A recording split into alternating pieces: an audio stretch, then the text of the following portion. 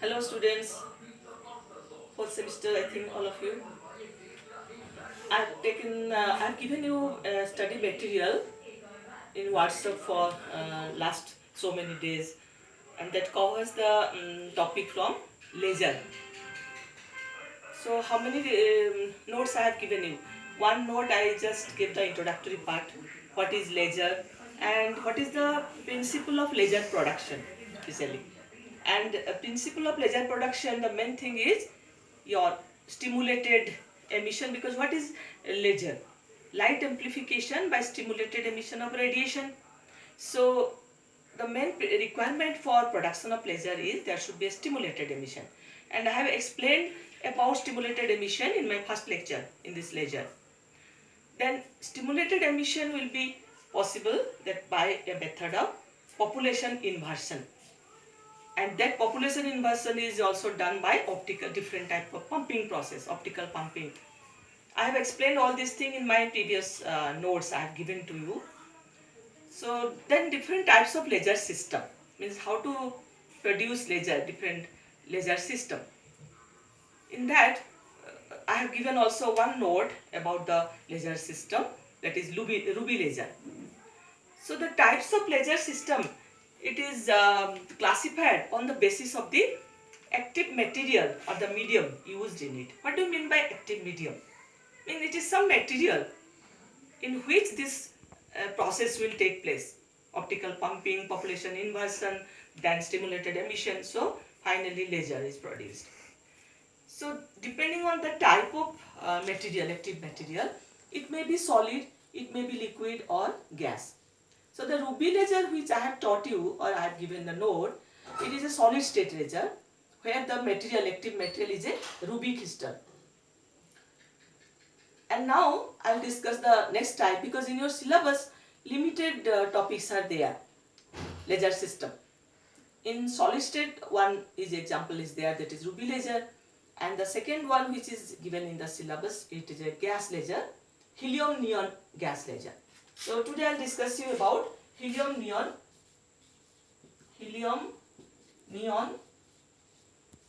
laser, or it is a gas laser.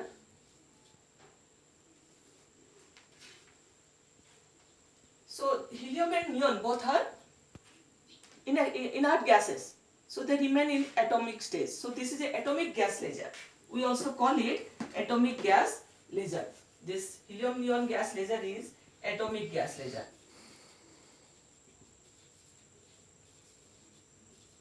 So here the active medium or the material, it is a combination of helium and neon in a proportion 1:7. So in this combination, in this mixture, we will see in the working part, main role will be played by neon. What is necessary or essential for laser production? The stimulated emission means electrons should there will be transition from high level to low level in a highly populated level, population inversion, to a lower populated level. So the neon will play the main role there. So now first I will have to say or give you the construction. This is a laser system. So helium neon laser, the construction is, it is mainly made up of a quartz tube. So this is a quartz tube.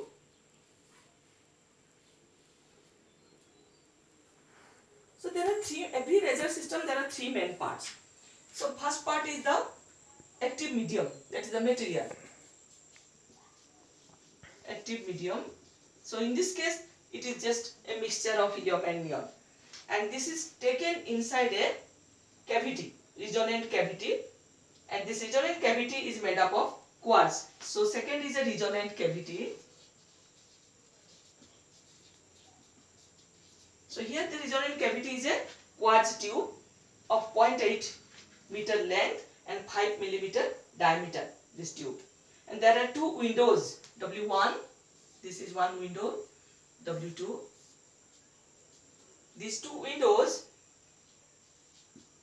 they are inclined in such a way, they can make it polarized. So they are set in Brewster's angle, you know Brewster's law. So that the light which will be produced, it will be polarized. And there are two reflectors at the two sides. So in that place there are two concave mirrors at the two ends. There are two concave mirrors like this, M1 and M2. One is partially reflecting and one is fully reflecting. And the third component in the construction part is the excitation source. Excitation source. In Ruby laser, it was just light. A powerful light was supplied. But in this case, that will not work.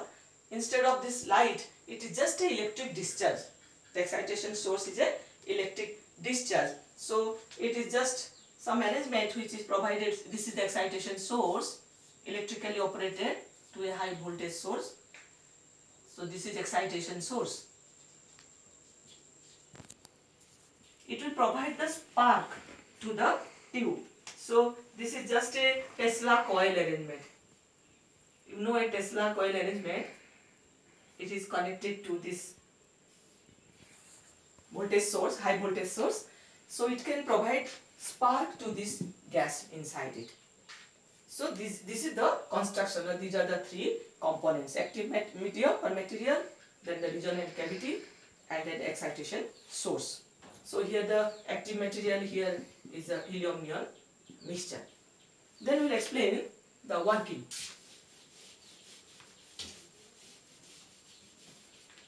We can explain the working part by giving the energy level diagram, because main thing is you have to see for a population immersion there should be a metastable state.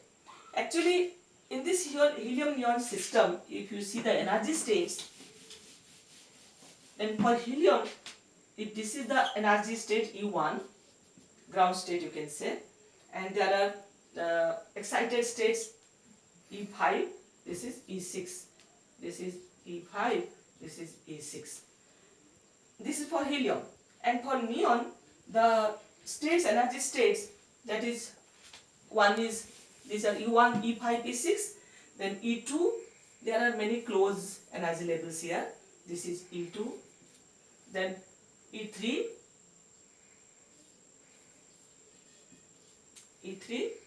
then E5 and E4. So E2, E3 and E4, these are the energy states of neon.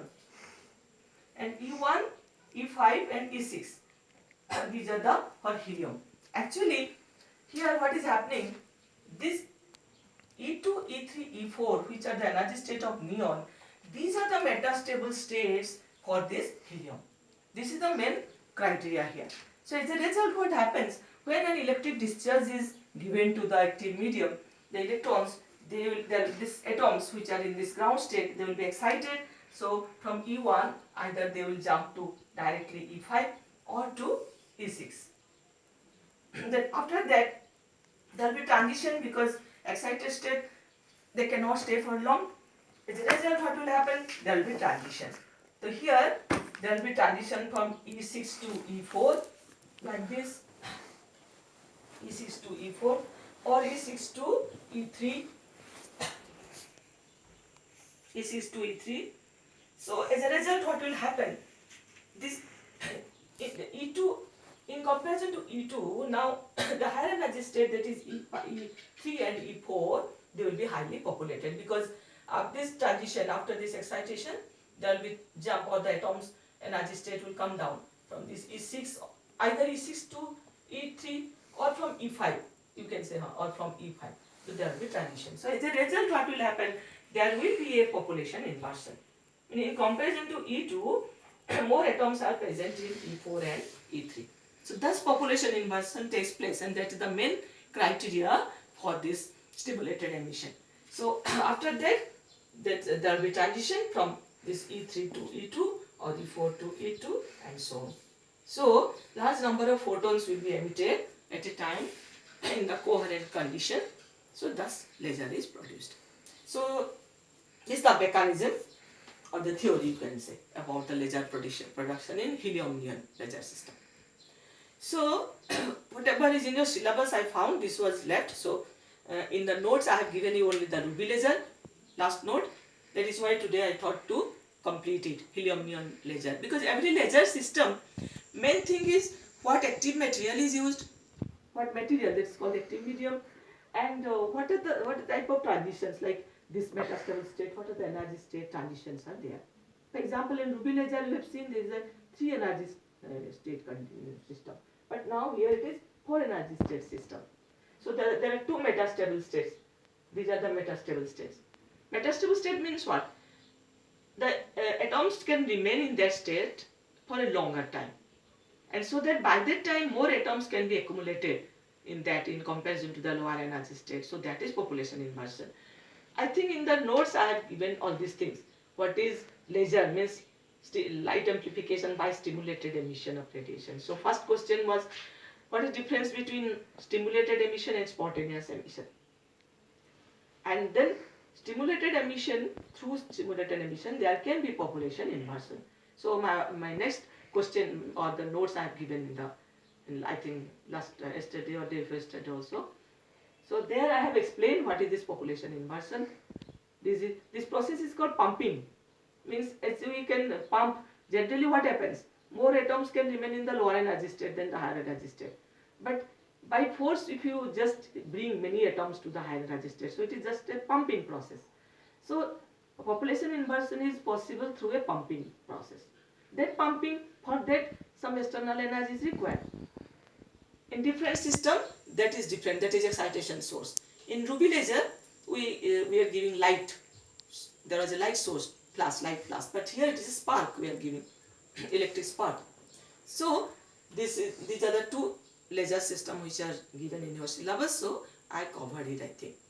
So your total syllabus is complete, because your total syllabus I remember, or you should be in touch with your syllabus. There are some topics is physical optics, so some topics are related to interference, some topics are diffraction, then polarization and laser.